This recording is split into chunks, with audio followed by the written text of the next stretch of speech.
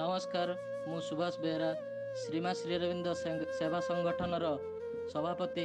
विगत फेब्रुआरी 2 तारिख दिन आमे सोशल मीडिया जाना पाइलु जे बालेश्वर जिला जलेश्वर ब्लॉक अंतर्गत सरसीदा ग्राम सपन दत्तर एकमात्र पुत्र जी कि 11 वर्षर बालक जहाँ नाम नंदन से गत 2 मास हेब कर्कट रोग पीड़ित थिले एवं कर्कट रोगर चिकित्सा निमंते तांको परिवारर आर्थिक स्थिति बहुत दुर्बल थिला।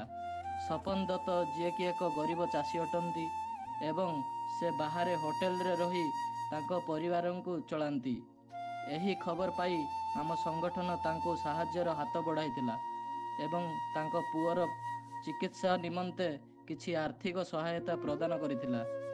एही आर्थिक सहायता पाई तांको परिवार आम संगठन को एवं समस्त सदस्यों को धन्यवाद जणाइथिले। आउ आम संगठनर समस्त सदस्यों तरफ भगवान निकट एतिकी प्रार्थना जे से पिला बहुत जल्दी भल होई घर को फेरी आसु। जय जगन्नाथ।